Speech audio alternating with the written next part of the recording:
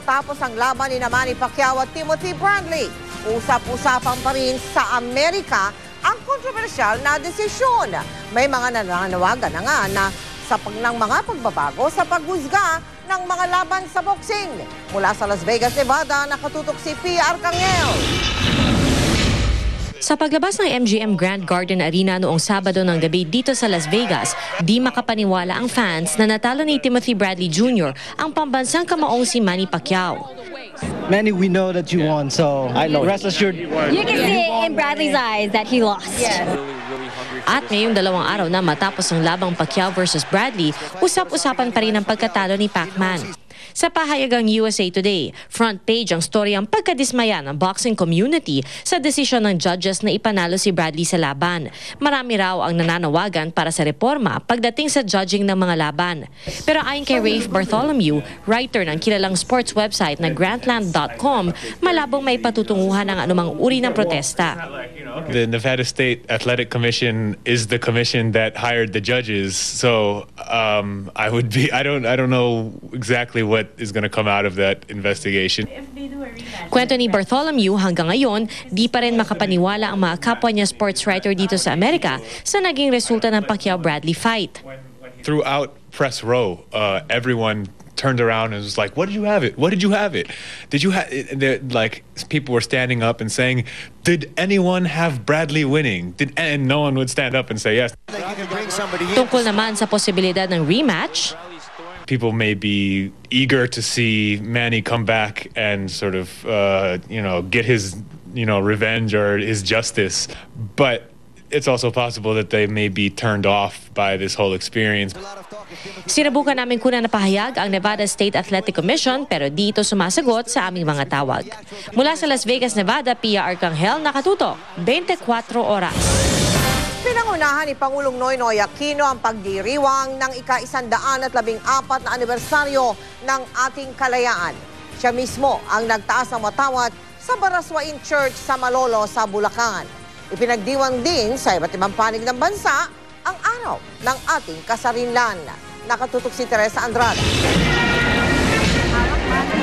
Sa Baraswain, Malolos, Bulacan, itinatag ng Kongreso ang kauna-unahang Republika ng Pilipinas. Sa kanyang talumpati, sinabi ni Pangulong Noynoy Aquino, patunay raw na noon pa man mulat na ang ating mga ninuno sa prinsipyo ng demokrasya. Matagumpay nilang ipinunlang isang salingan na bukal ng katarungan, magtatanggol at magtataguyod ng kabutihan at sisiguro sa pantay na karapatan para sa lahat.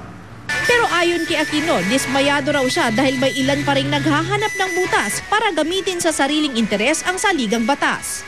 May mga opisyal na harap-harapan kung lumabag sa batas at harap-harapan ding tinatakasan ang pananagutan.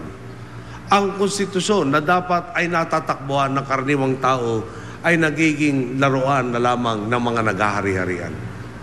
Kumasta sila, animoy hawak nila ang piring ng katarungan para bang lisensyado silang palitan, bawasan, ibahin at baliktarin ang konstitusyon. Hindi rin pinaligtas ni Aquino si dating Chief Justice Renato Corona. Karapatan ng mga Pilipinong malaman ang katotohanan at maramdamang buhay ang demokratikong sistema sa bansa. Muli rin itong idiniin sa ating mga lingkod bayan na ang kapangyarihang ipinahiram sa kanila ni Juan de la Cruz ay may kaakibat na responsibilidad at pananagutan. Kasabay nito, itinaas din ang watawat ng Pilipinas sa iba't ibang lugar sa bansa bilang paggunita sa araw ng kasarinlan. Si Vice President Jejo Marbinay ang nanguna sa selebrasyon sa Rizal Park.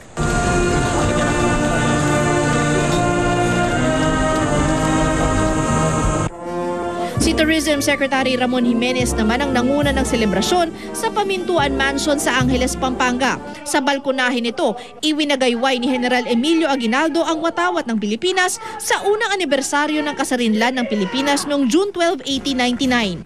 Sa Emilio Aguinaldo Shrine, muling isinagawa ang selebrasyon sa Kawit, Cavite. Si DOTC Secretary Mar Rojas ang nag-alay ng bulaklak sa puntod ni General Emilio Aguinaldo.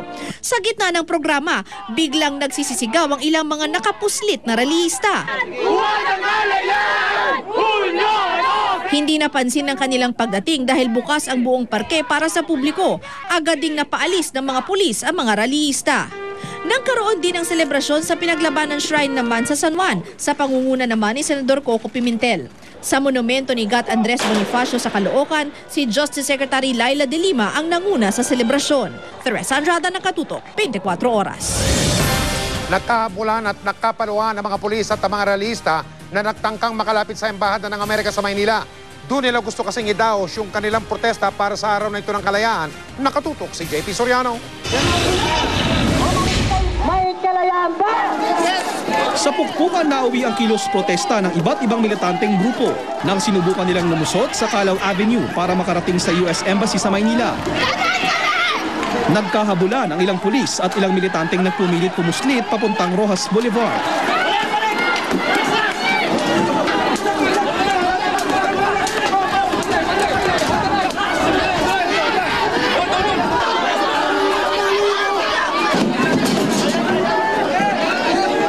Agad namang nakontrol ang mga realista. Nagdaos na lang sila ng programa sa isang bahagi ng Calao Avenue bago mapayapang nag-disperse.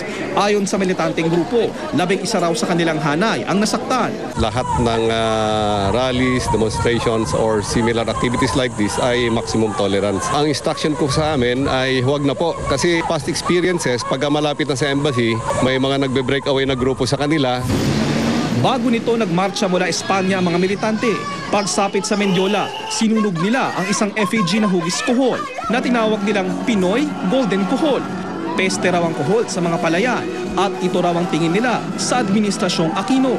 Ayon sa Kilusang Magbubukid ng Pilipinas o KMP, patuloy pa rin daw kasing kontrolado ng mga mayayamang landlords ang mga lupa na dapat daw ibinibigay sa mga magsasaka. Tunay na reforma sa lupa. 24 na taon ng CARP, walang lupa ang magsasaka. Ang grupong Anak Pawis, sinabing hindi pa rin daw malaya ang mga manggagawang Pilipino. Hindi po na lutas yung fundamental na problema ng landlessness, isa pang pangunahing panukalang batas na Pawis Party List, yung 125 pesos wage hike bill. Ayaw namang patulan ng Malacanang ang patutsada. Hindi raw nila sasagutin ang mga anilay burn-out slogans. Pero patuloy daw ang commitment ng Pangulo sa agrarian reform at sa mga beneficiaries nito. JP Soriano, Nakatutok, 24 Oras. Nababahala ang National Historical Commission of the Philippines o NHCP sa dumaraming Pilipino na bukod daw sa hindi alam ang tamang pagkanta ng lupang hinirang ay hindi pa kabisado ito. Paalala po ng NHCP, ang paglapastangan sa ating pambansang awit ay may karampatang parusa. Nakatutok si Jamie Santos.